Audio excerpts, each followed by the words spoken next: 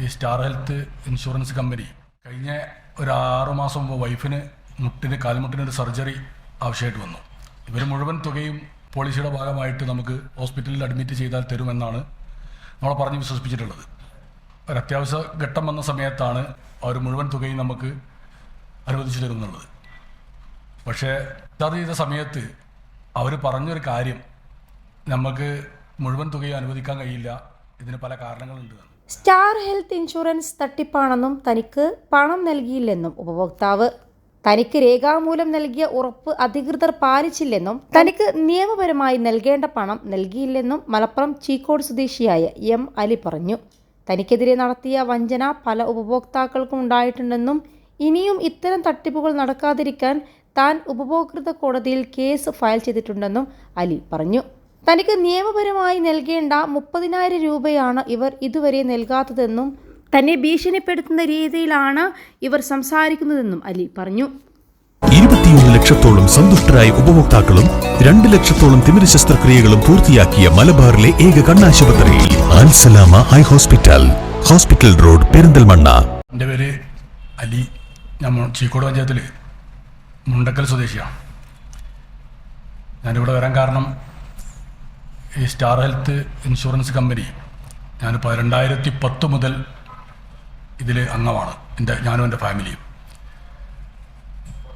പക്ഷേ ഇതിലിപ്പം കഴിഞ്ഞ ഒരു 6 മാസം മുമ്പ് വൈഫിന് കാൽമുട്ടിനൊരു സർജറി ആവശ്യമായിട്ട് വന്നു. ഇവർ മുഴുവൻ തുകയും ഈ പോളിസിയുടെ ഭാഗമായിട്ട് നമുക്ക് ഹോസ്പിറ്റലിൽ അഡ്മിറ്റ് ചെയ്താൽ തരുമെന്നാണ് നമ്മളെ പറഞ്ഞ് വിശ്വസിപ്പിച്ചിട്ടുള്ളത്. പക്ഷേ ഒരു അത്യാവശ്യ ഘട്ടം വന്ന സമയത്താണ് ഈ കാൽമുട്ട് സർജറിക്ക് അഡ്മിറ്റായി സ്റ്റാർ കെയർ ഹോസ്പിറ്റലാണ്, കോഴിക്കോട് ഹോസ്പിറ്റലാണ് അഡ്മിറ്റായത്. അപ്പോൾ അവരുടെ ഓരോ സമയത്തും ഈ നമുക്ക് തരുന്ന സമയത്ത് ഇതിനകത്ത് നമ്മൾ ഈ സീറ്റ് തരുന്നതിനകത്ത് ഉണ്ട് അവർ മുഴുവൻ തുകയും നമുക്ക് അനുവദിച്ചു തരുമെന്നുള്ളത്. പക്ഷേ അവരനുവദിച്ച ഈ ഡിസ്ചാർജ് ചെയ്ത സമയത്ത് അവർ പറഞ്ഞൊരു കാര്യം, നമുക്ക് മുഴുവൻ തുകയും അനുവദിക്കാൻ കഴിയില്ല, ഇതിന് പല കാരണങ്ങളുണ്ട്. അപ്പോൾ ആ കാരണങ്ങൾ ചോദിച്ചപ്പം അവർ കൃത്യമായൊരു മറുപടി ഒന്നും പറഞ്ഞില്ല. അങ്ങനെ അതുമായി ബന്ധപ്പെട്ട് ഞാൻ കേസിന് പോയി, കൺസ്യൂമർ കോർട്ടിൽ കേസിന് പോയി.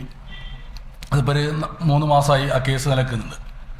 അപ്പോൾ കഴിഞ്ഞ 8-ാം തീയതി എന്നൊരു മീഡിയേഷന് വിളിച്ചായിരുന്നു കൺസ്യൂമർ കോർട്ടിൽ. അപ്പോൾ മീഡിയേഷനിൽ ഈ വക്കീൽ പറഞ്ഞത്, നിങ്ങൾക്ക് 13,000 രൂപ ഞങ്ങൾ അനുവദിച്ചിട്ടുണ്ട്, ബാക്കിയുടെ തുക അനുവദിക്കാൻ കഴിയില്ല എന്നാണ്. അപ്പോൾ അതെന്താണ് വക്കീൽ അങ്ങനെ ചോദിച്ചപ്പോൾ അയാൾ പറഞ്ഞു, അത്രയും ഞങ്ങൾ കമ്പനി അനുവദിച്ചിട്ടുള്ളൂ പറഞ്ഞു. അപ്പോൾ അതിന് കാരണം ഞാൻ ചോദിച്ചപ്പോൾ അദ്ദേഹം പറഞ്ഞത്, ഈ ഗ്ലൗസ്, പരുത്തി ഇങ്ങനെ തുടങ്ങിയിട്ട് സർജറിയുമായി ബന്ധപ്പെട്ട് വരുന്ന സാധനങ്ങൾക്കൊന്നും ഇൻഷുറൻസ് കിട്ടില്ല, അത് ഞങ്ങൾക്ക് അങ്ങനെ തരാൻ കഴിയില്ല എന്നുള്ള അഭിപ്രായമാണ് പറഞ്ഞത്. അപ്പോൾ ഈ തരത്തിലേക്ക് ഒരു വലിയൊരു പകൽക്കൊള്ളയാണ് നടത്തിക്കൊണ്ടിരിക്കുന്നത്. അപ്പോൾ ഈ അന്ന് തന്നെ ഞാൻ ആ മീഡിയേഷന് പോയ സമയത്ത് ഒരു 10ഓളം ആളുകൾ അവിടെ വന്നിട്ടുണ്ട്, ഇതേപോലെ പൈസ കിട്ടാത്ത ആളുകൾ, സർജറി കഴിഞ്ഞതും മറ്റുള്ള ചികിത്സ നടന്നതും ഹോസ്പിറ്റലിൽ അഡ്മിറ്റ് ചെയ്തിട്ട് പൈസ കിട്ടാത്തവർ. അവരൊക്കെ ഇവരെന്തെങ്കിലും അനുവദിച്ചു കൊടുക്കുന്ന തുക മാത്രം കൈപ്പറ്റി പോവുക എന്നുള്ള തരത്തിലേക്കാണ് ഇവർ പറയുന്നത്. ഈ വക്കീൽ ഒരു മോശമായ തരത്തിലേക്കാണ് എന്നോട് പെരുമാറിയിട്ടുള്ളത്.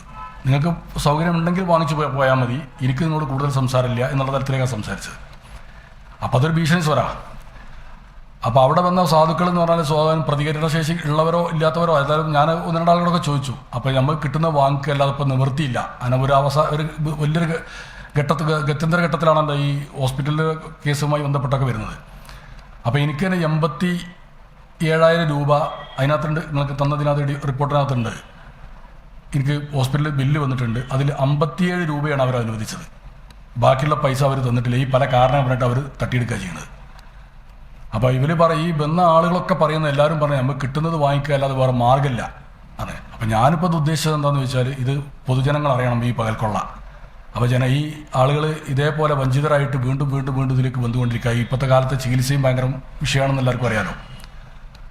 അപ്പോൾ ഇത് നിങ്ങളെ മാധ്യമങ്ങളിലൂടെ പുറം ലോകത്തിന് അറിയിക്കണം. അതുമായി ബന്ധപ്പെട്ടാണ് ഞാൻ എടുത്തിട്ടുള്ളത്. രൂപ വരെ ഇൻഷുറൻസ് കവറേജ് ലഭിക്കുന്ന പദ്ധതിയാണ് സ്റ്റാർ ഹെൽത്തിൻ്റെ ണ്ട്.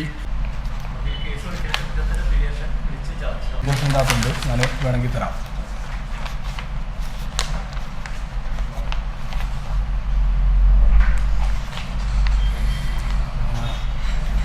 2000 അപ്പം പിന്നെ മൂന്നാമത് മീഡിയേഷനാണ് ഇവർ വരുന്നത്. നിങ്ങളൊരു ഒത്തുതീർപ്പിലേക്ക് വരണം. ഒത്തുതീർപ്പിലേക്ക് സാധനത്തിനൊക്കെ 20,000 റുപ്യോളം അനുവദിക്കണമെങ്കിൽ അതിൽ കേസിന് പോയതിനു ശേഷമാണ് 13,000 അനുവദിക്കുന്നത്. അന്ന് തന്നെ അനുവദിക്കുക 29,000 സംതിങ് 30,000 റുപ്യോളം തരാനുള്ളത് ഇവർക്ക് 13,000 റുപ്യ അനുവദിച്ച് തന്നിട്ടുണ്ടെന്നാണ് അവർ പറഞ്ഞത്. ആ 13,000 തന്നെ അന്ന് അനുവദിക്കുകയാണെങ്കിൽ നമുക്കൊരു വലിയൊരു സഹായമാണ്. അത് അവർ തന്നിട്ടില്ല. ഇവർ കേസ് പോയി ഇപ്പോൾ 4-5 മാസം കഴിഞ്ഞതിന് ശേഷമാണ് ഇവർ അനുവദിക്കുന്നത്.